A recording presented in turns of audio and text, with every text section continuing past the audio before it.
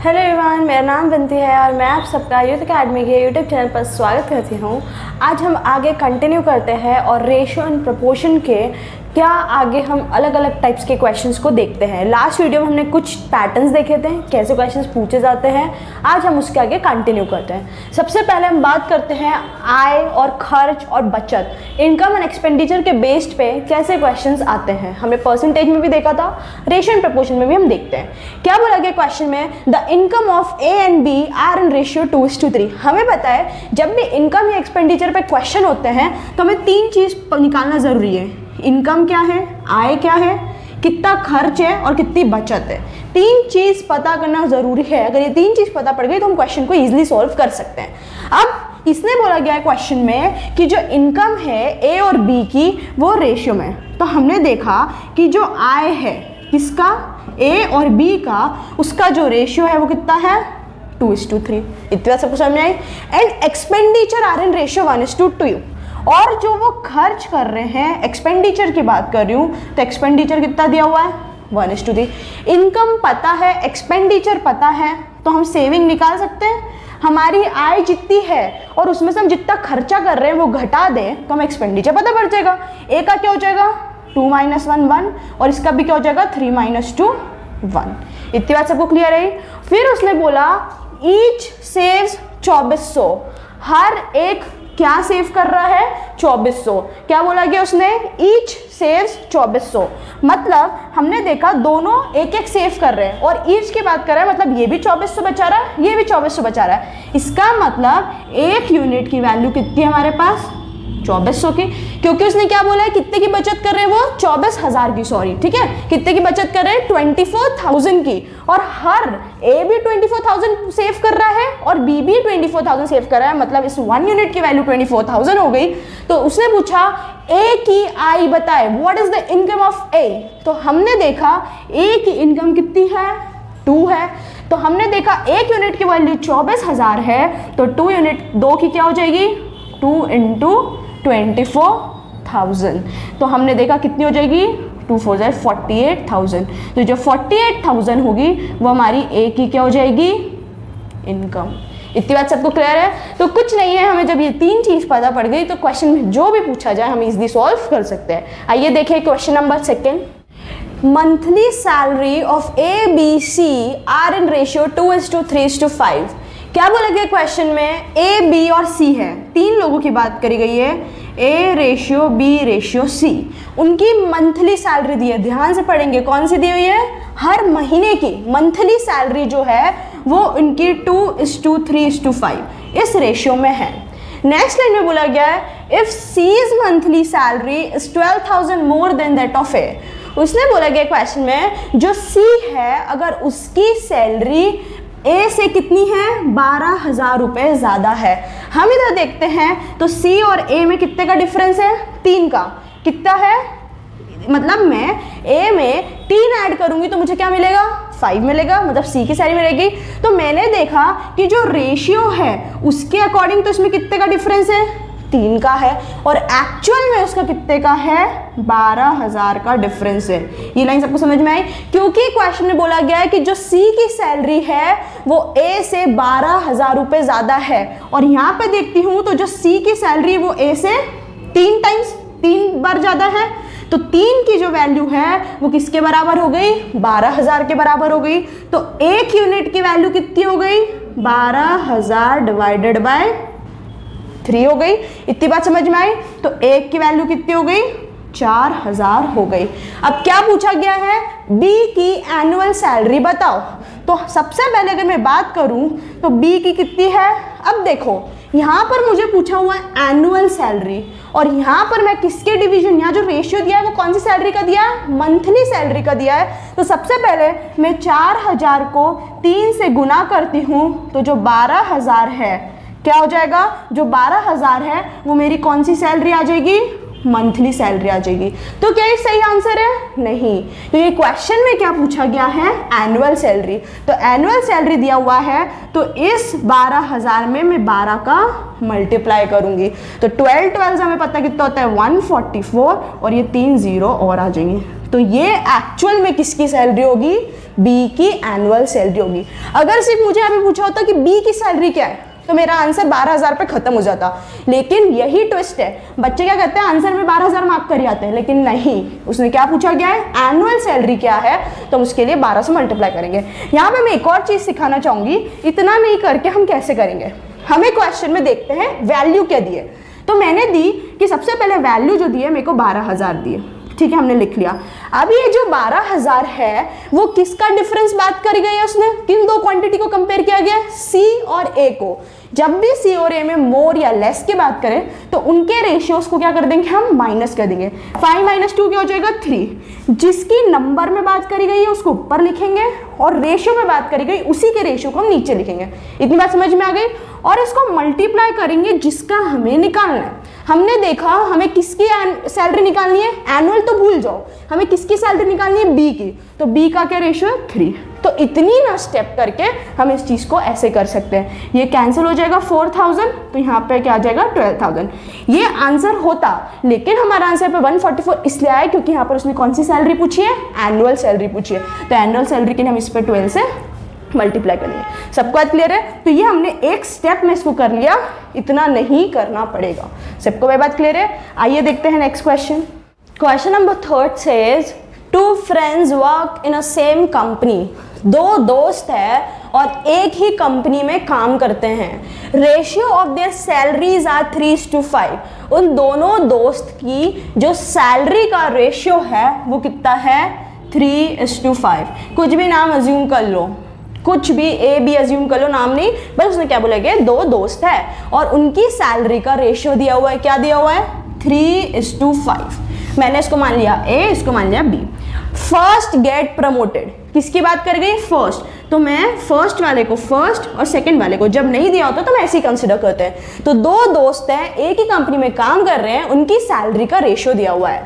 First get promoted after year, 1 साल बाद जो पहला दोस्त होता है उसका क्या हो जाता है, प्रमोशन हो जाता है। और जब उसका प्रमोशन होता है तो उसकी जो सैलरी है वो इंक्रीज हो जाती है 1/3 of the salary of his friend. जो उसके दोस्त की सैलरी होती है उससे 1/3 सैलरी उसकी क्या हो जाती है, इंक्रीज हो जाती है।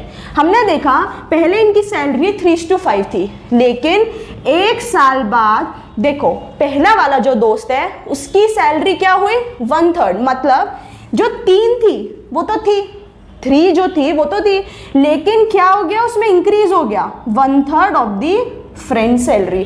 फ्रेंड्स की सैलरी कितनी थी, जो उसका एक और दोस्त था उसकी कितनी सैलरी थी 5 थी, और इसका 1/3 क्या हो गया, इंक्रीज हो गया।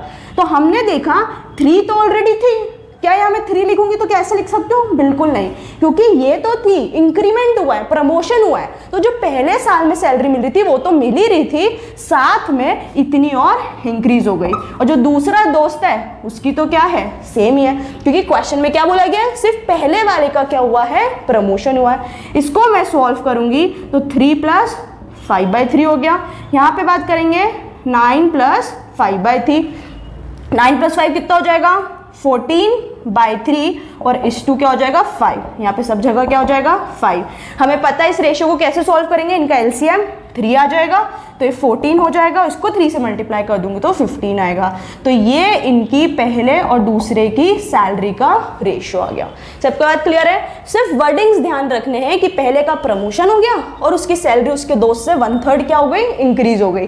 तो इसमें हम यही अधिकतर मिस्टेक करते हैं, पहले वाली को ऐड करना भूल जाते हैं। पहली वाली तो है, प्रमोशन होता है तो क्या पहले से पहली वाली हट जाती है, नहीं, पहली वाली तो रहती है, और जितने प्रमोशन में बढ़ती है वो उसमें क्या होती है, ऐड होती है। सबको बात क्लियर है?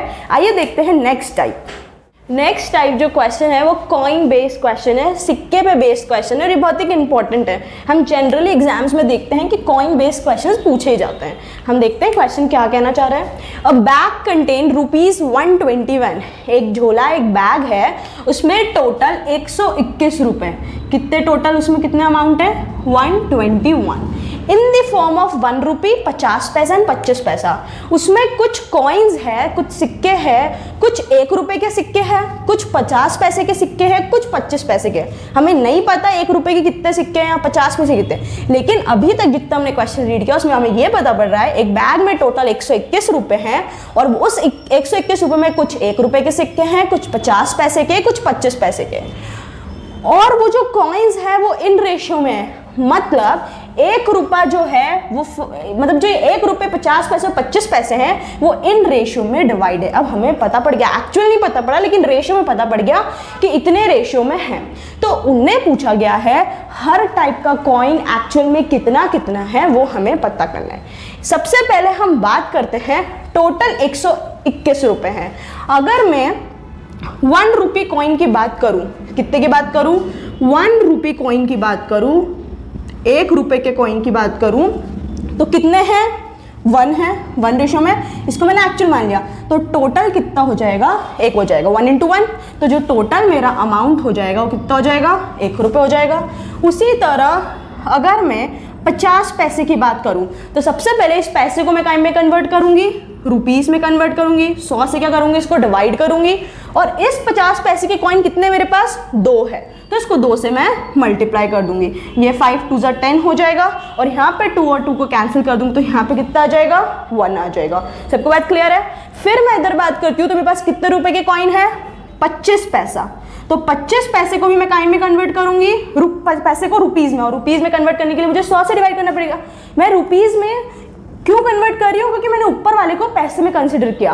हो सकता है मैं सबको पैसे में कन्वर्ट कर लूँ, या आपकी चॉइस है, आंसर दोनों में से आ जाएगा। इसको भी 100 से डिवाइड करा और 25 पैसे के कॉइन्स कितने रेशियो में है, 3 रेशियो में। सबको बात क्लियर है। 5 × 5 = 25, 20, 5 × 4 = 20, तो ये कितना आ गया, 3/4।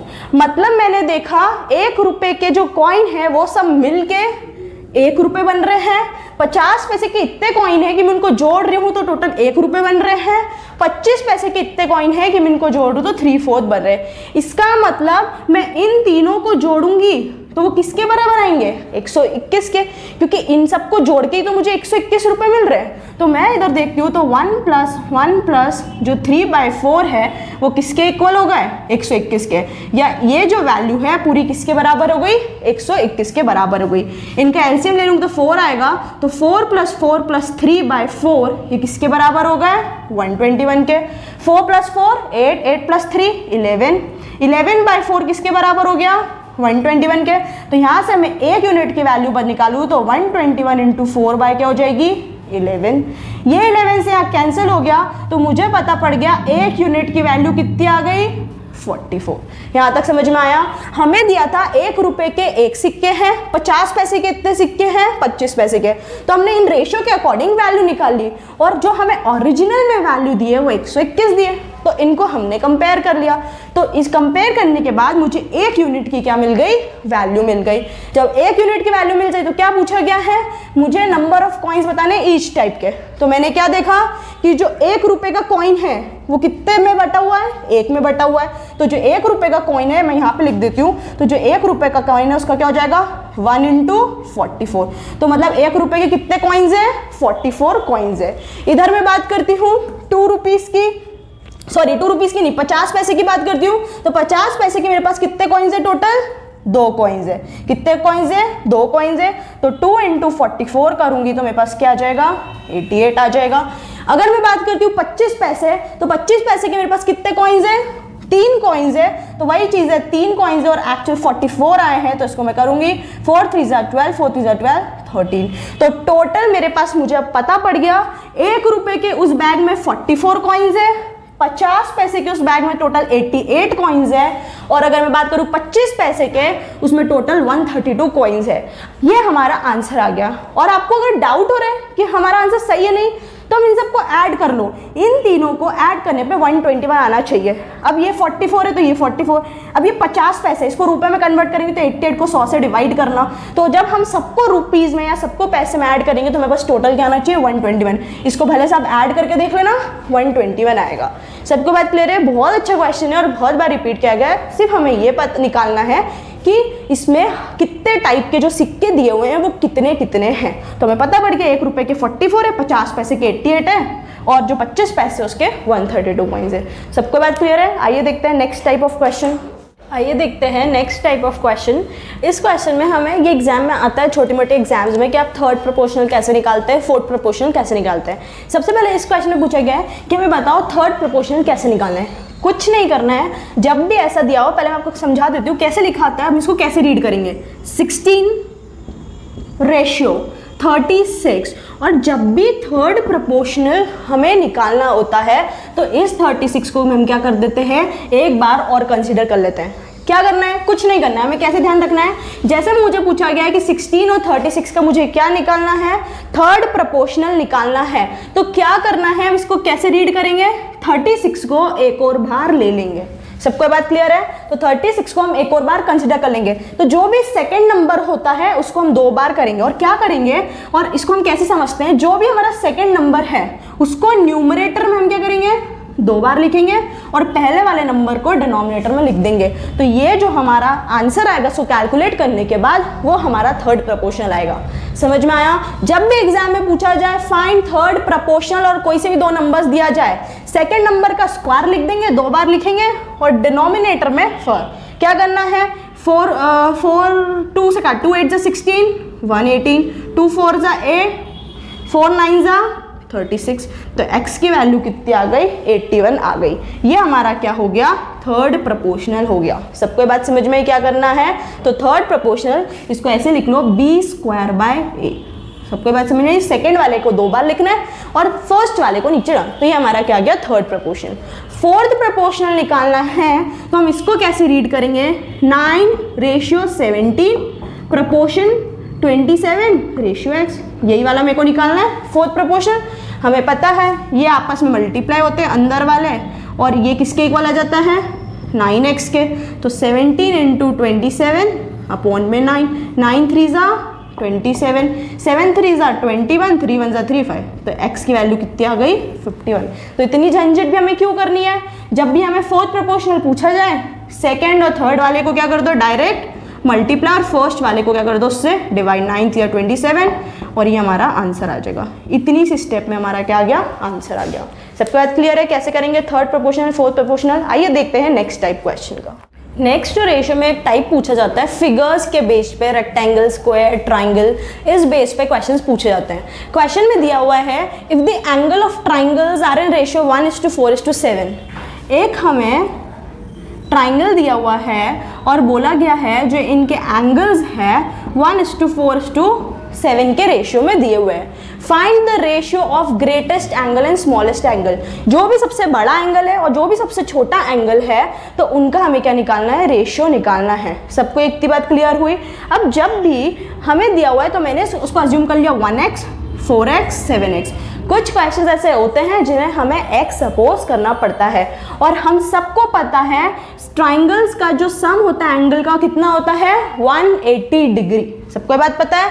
7 + 4 कितना हो जाएगा, 11, और 11 + 1 12, मतलब 12x की वैल्यू किसके बराबर हो गई, 180 के बराबर हो गई।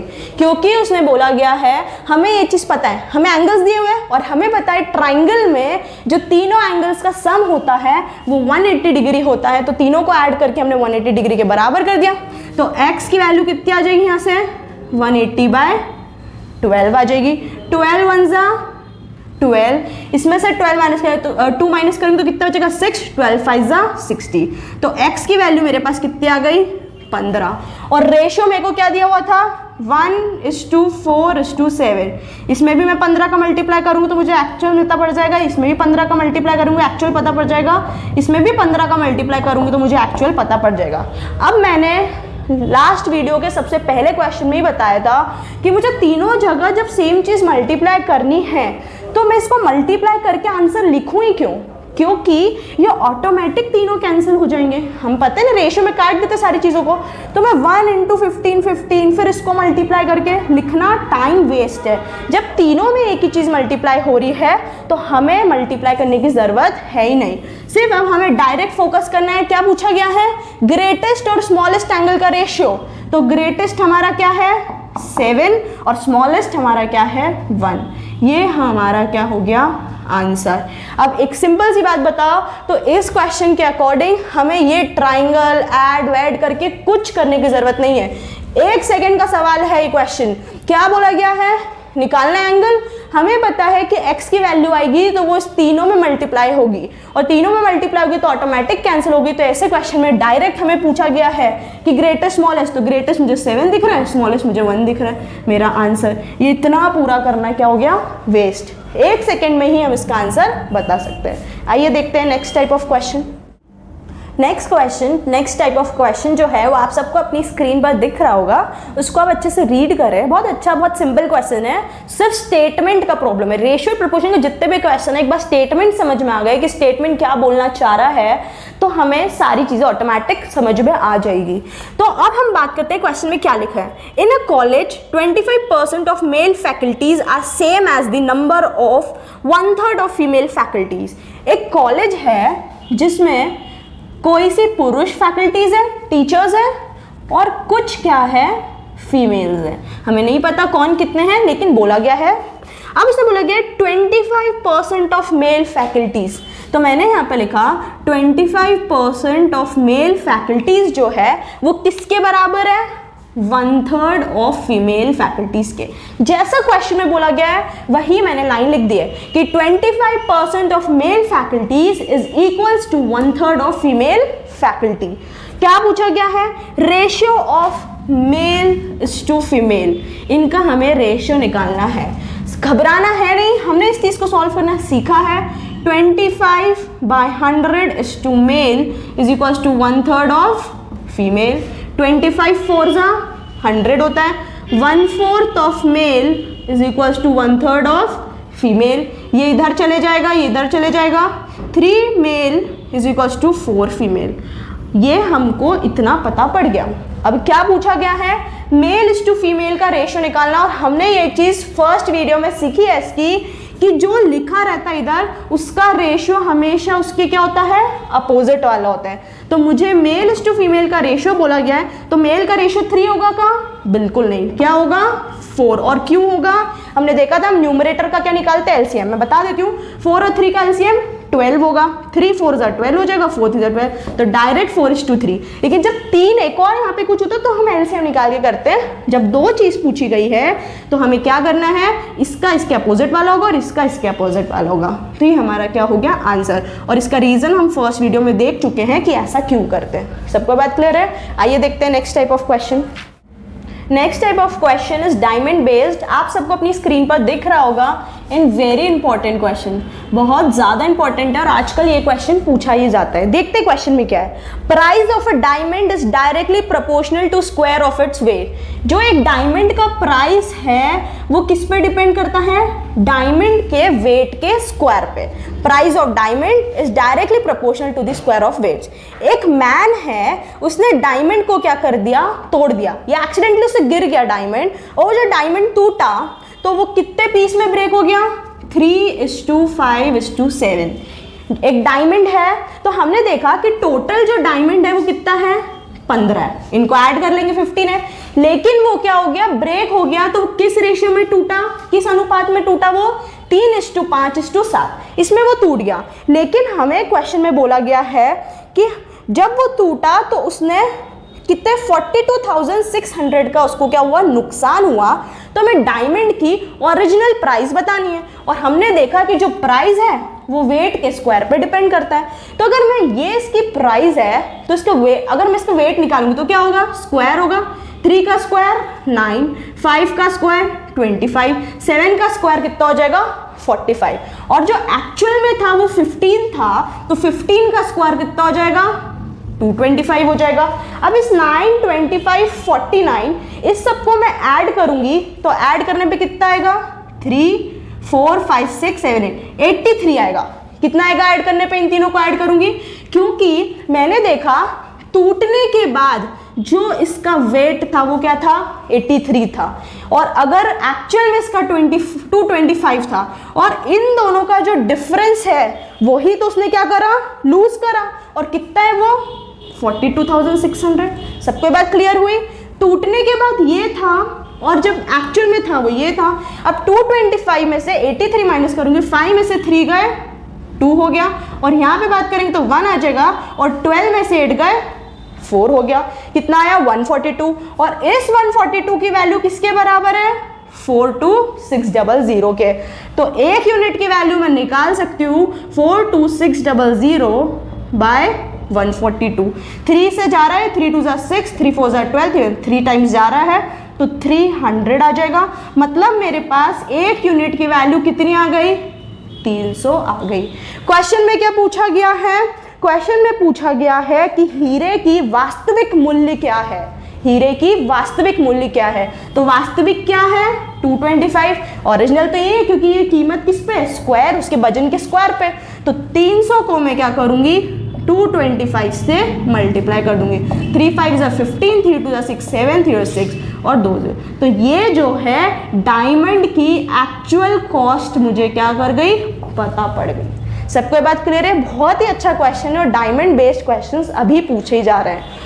तो ये हमारा आज का आखिरी टाइप था, यही हमारे टॉपिक खत्म होता है। और हम सबने एक बात जरूर सीखी रेशियो प्रोपोर्शन से, हमें एक यूनिट की वैल्यू निकालना बहुत इंपॉर्टेंट है।